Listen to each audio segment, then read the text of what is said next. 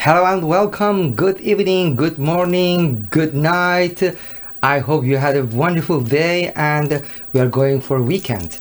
So, as usual, as long as you cannot go outside, go inside and thinking about yourself. And one of the very profound topic for me is personal growth, personal change. And today we are going to talk to Dr. Daniel Sadigh, clinical psychologist and licensed marriage family therapist from Los Angeles. And the good things, you can contact with him from, everywhere. It's internet and yeah, absolutely. Let's see. Hello and welcome, Dr. Daniel Sadigh. Hello, how are you? I'm good, thank you. How are you? Good, glad to be here with you, enjoying an evening of good conversation with our friends, wherever they are, hoping to have the best outcomes in whatever they desire for, and blessings. Mm-hmm. Dr. Sadigh, what's the definition of adult?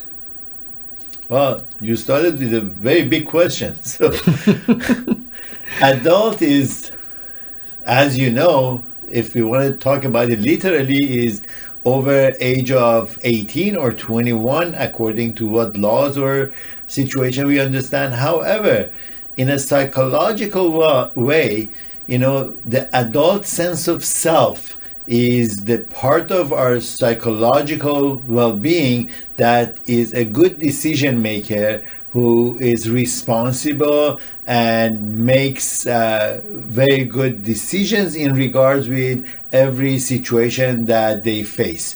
The adult part of ourselves, however, could be sometimes jeopardized, sometimes ignored, sometimes not attended to. And when we are not that part of ourselves, we are not within that adult sense of self, then we are in a different part of our brain which could be not as responsible or could be subconscious and not really attentive to what's going on.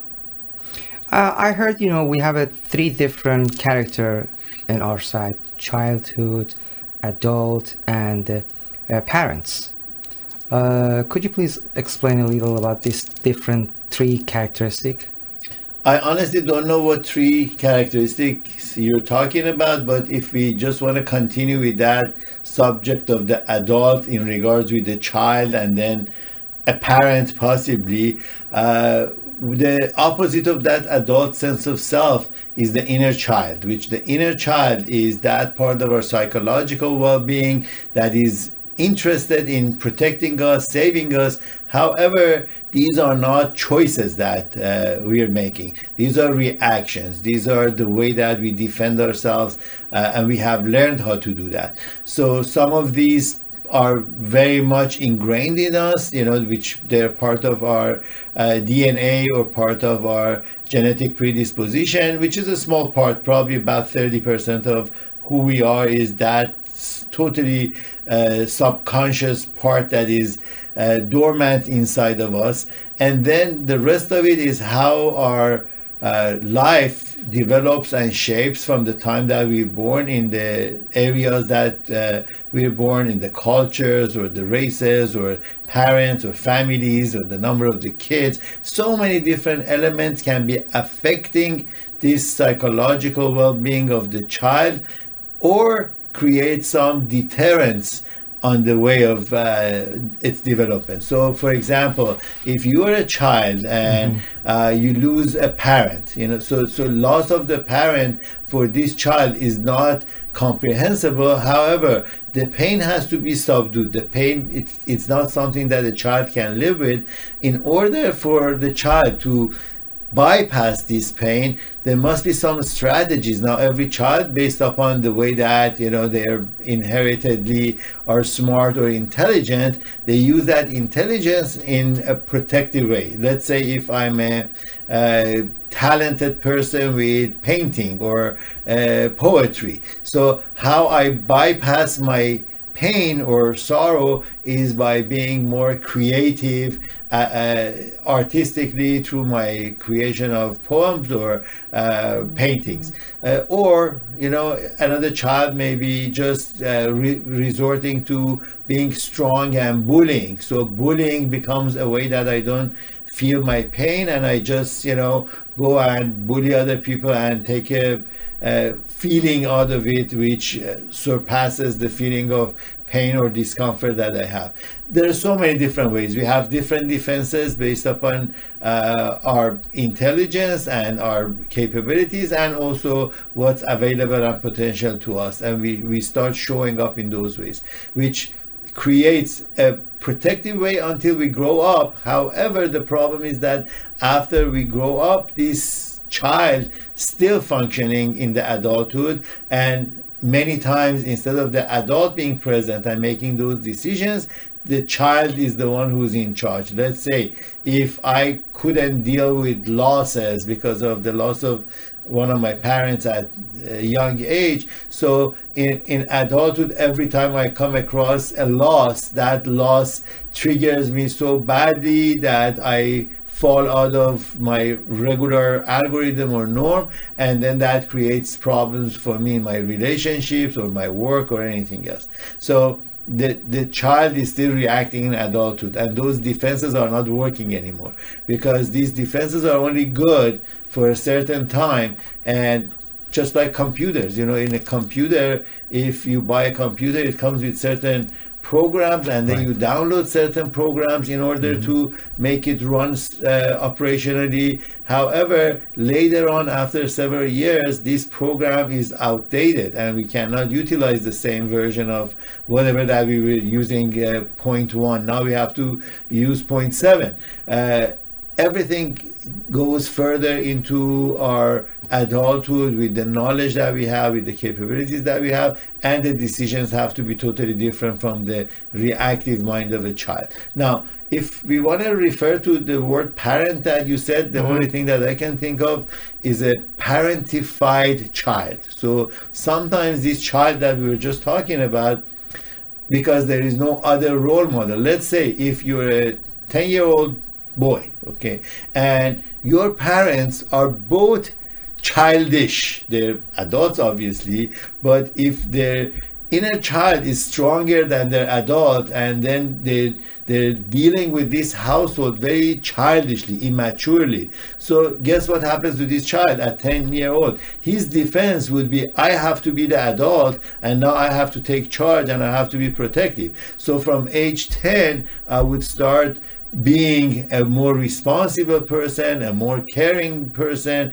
the one that has to pay attention to all of the flaws and mistakes to protect the family. So this child is a parentified child. And now as an adult, this child as an adult will probably function the same way. And probably not in the same way, actually in the opposite way, because now as an adult, since this child didn't have a childhood, didn't have time to play, didn't have time to enjoy himself at that time, so now this is the time that the reaction is to be more playful. These are the kind of people that they may have affairs, or they do some alcohol or drugs to just numb some of the feelings. So these reactions in the adulthood may be as a result of the child being too serious or too rigid for its own growth. Dr. Sadigh, as an adult, if I do some mistake, and then when I catch myself, if I have a mindfulness, and then some part is coming and start blaming me. Why you did that? Why you said that? Why this happened? I told you, you are not adult. Is it starting blaming? Is it parents? No, this is the child. Oh. See, the child is active. There are two different ways actually to look at it. One is if the way that you stated and I heard you sounds like the child is unhappy about the situation and blames the adult, but the adult is not really there. So is always short, is always not enough, is always lacking. So the child has still taken the responsibility of controlling the situation and making decisions. However, there might be a totally different situation where you have this conversation with yourself from the adult perspective, talking to yourself, okay, you know what, this is not okay, this is not the right behavior, I'm not going to allow you to do this. So when it's the opposite, then it's when the adult is in charge. But then the way that you said it, it sounded like the child was in charge. Amazing, amazing. So as an adult and as a responsible person, we need to change. How we can do that? Okay, change is happening. If you like it or you don't like it, change is happening. You know, every second that passes, you're 1 second older. You know, your skin is different. Everything is changing. So, But I'm talking about the growth. I hear you. I hear you. But then, as your physics is changing, so does your requirements, so does your needs, and these needs cannot be the same needs that you had 2 years ago or even 2 months ago, Exactly, even 2 days ago. Exactly. You know, we are talking about a situation right now that we are all in the whole world affected by it with the COVID situation. So this situation was not there 8 months ago or 7 months ago. So we had a whole different understanding of life, but now it is totally different. So as a human being, we are supposed to change, and change is what has helped us to survive and come from billions of years ago to now. So, and this change is still going on. Now, if you're asking about how we create changes, it's willingness. The number one element of a change is you are willing to change. If you know that you want to change, then change is very easy. You know, you can just decide that, okay, I would like to do this or not to do this, and then when you stay on course and when you're consistently engaging yourself, this change is happening. Just like exercise, you know, if you decide to have a fit body, all you need to do is to just attend to making yourself a little stronger. So you start doing push-ups, you have weights that you lift, and you watch what you eat or how you press the weight that you press. So all of these little things, they add up and add up and add up, and then all of a sudden you see that you're buff, you're big, you're built, and it's going on. So every change requires the interest first that you want to change. Clients that come to me, if they're forced by their spouses, by their parents to come to see me, we don't make much of any development or growth.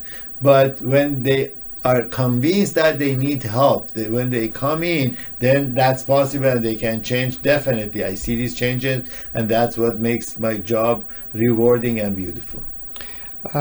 Dr. Daniel, you are, as a clinical psychologist, and you are expert and a specialist in EMDR.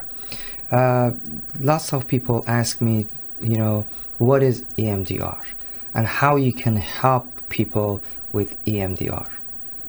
Well, EMDR stands for eye movement desensitization and reprocessing. It's a technique actually that was developed by someone named Francine Shapiro, and she coincidentally found out that when your eyes are having a bilateral movement, through this bilateral movement, the information on the two half parts of the brain, the hemispheres of the brain, they start connecting and information starts being exchanged. So if I had, let's go back to the example of the death of a parent at a young age, at age 3. So the memories that I have from the death of my father, part of it is in my right brain. The part that I was really affected and I was sad and sorry is on the right side, and then on the left side is all of the reactions that I had, what I did and how I pushed it back. So supposedly this grief and the sadness has been subdued by all the reaction that I had and everything else, and I have forgotten all about that pain. So this pain is really undercover and it's not supposedly affecting me in my life today. Excuse me. You're welcome.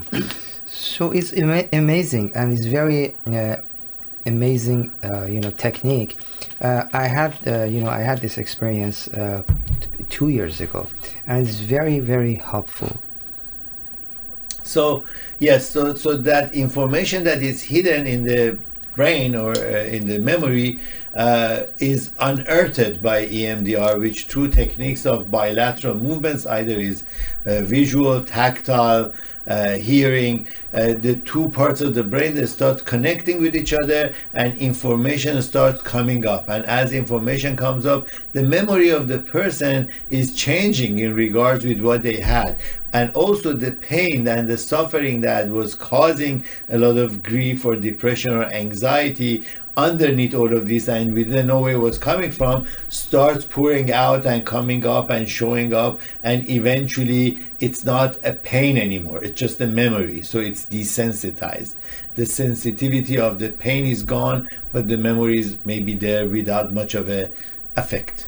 It's a beautiful, to me it's very magical, because when I witness it happen, I can see what kind of a relief is coming for the client, and how their whole mindset about themselves and about their lives changes and their decision making changes. It's a very powerful tool, and you need to be certified to do EMDR, and once you see somebody who's certified, you can see the difference and the effect. So for for which type of problem you're using EMDR? Very frankly, I use it a lot in everything, but Really? basically mostly what is used for is for traumas. When something, as I mentioned, has happened, that was an event, that this event has caused some sort of a shock, some sort of a sudden impact emotionally, it responds very well. But why do I apply it to a lot of things? Because I believe life is a series of small traumas. So yes, it definitely works great with the big traumas, and those big traumas, let's say I had a car accident, that's a big trauma. Even if you have an accident and that's impacting, and I have many of those cases, after a few days they're still shaking, they're very uncomfortable, they cannot get in a car again, and then once we do EMDR, all of that is gone and they go back to their life and driving. So that is with the big trauma. But with the little trauma, what Excuse happens... me, could you please explain a little how is possible with just moving your Yeah, hand? because the information that you had in mind, very good question actually. So when you were in the car and another car was hitting you, Right. the last picture that you remember is the impact of the car, Right. And before the accident, and that's the last thing you remember. However, there is a lot happening at that time which you were witnessing. Your memory does not just regularly remember it, because that's not where you were paying attention, but collectively this memory is there, that at the time that this car was coming this way, my daughter, which was in the back seat, she was pulling my shoulder, and it was when she pulled my shoulder that I turned my head, and the steering wheel went out of my hand, and it wasn't really the other car that came, and I hit the other car.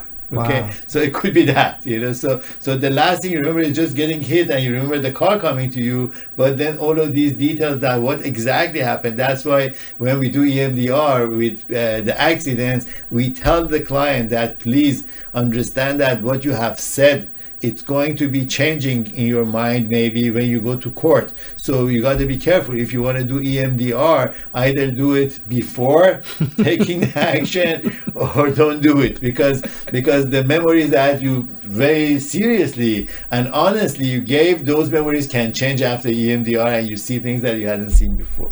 So it's very deep. How you use it for problem between partner, husband and wife, they have some trauma Right. or fighting. Right.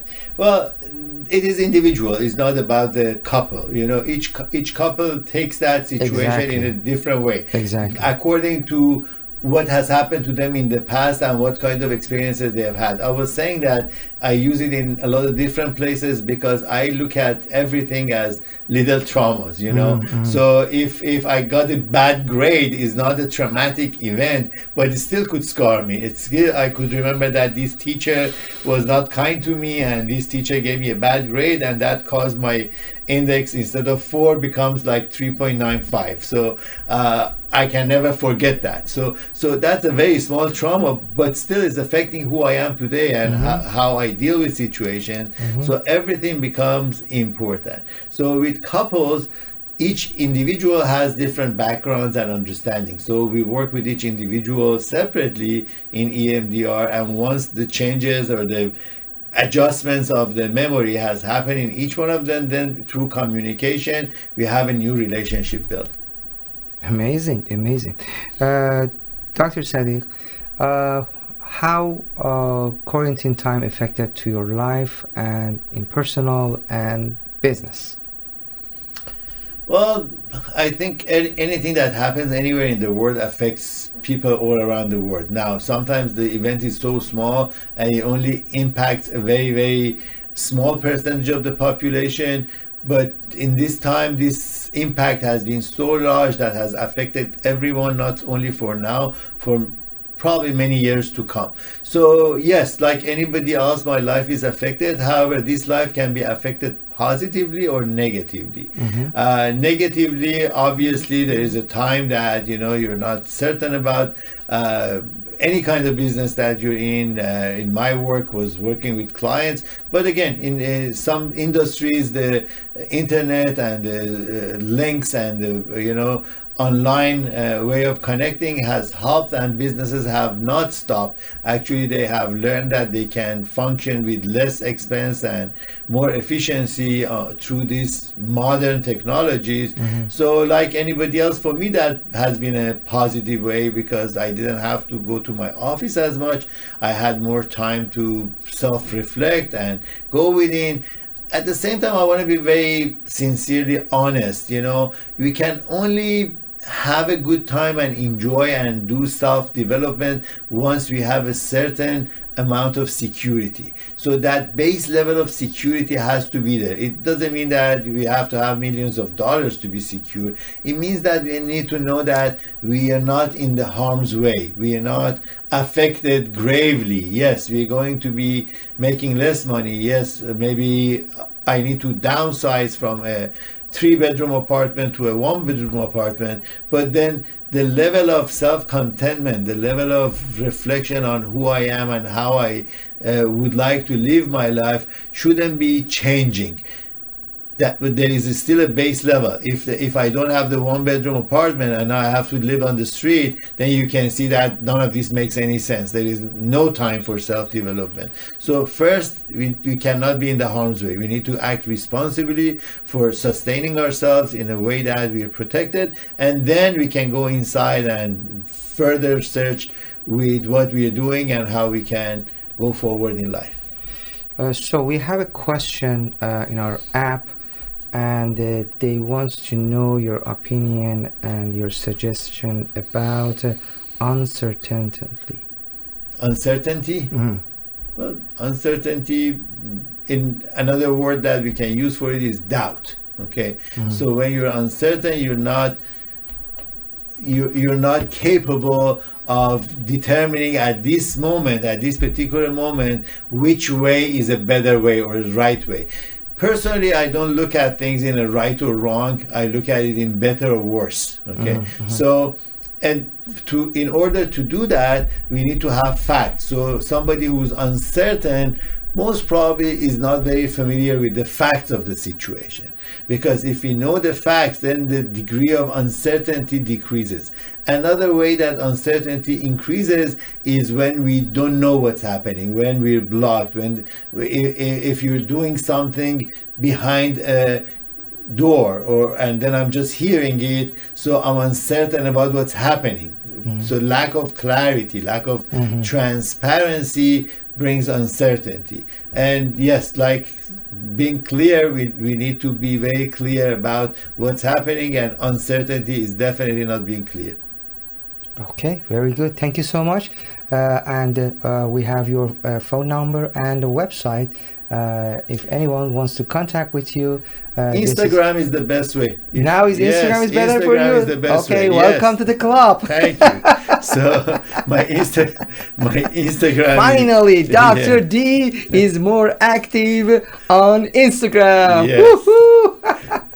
As I said, we need to grow, and this is part of my growth in these times. I realize that if we do not use the mediums that can reach more people and be in touch with our friends wherever they are, we need to use the best possible way. Yes, we can be reached through our website or Facebook or emails, but Instagram. What's your Instagram? It's Dr. Daniel Sadigh. Same as your name. Just like my name. Dr. Daniel Sadigh. Yes, it's underlined. Please write it down for yourself and contact with him. Thank you so much, and see you next Thank you for time. your time. I appreciate for coming. Thank Have you. a nice- Thank you. You too. You too. So, you have his number. Please contact with him. The good things, you can be connect with him on internet, and is lots of way to get ask for help. Just do it. Yeah. Thank you, and stay tuned and stay in touch because more is coming.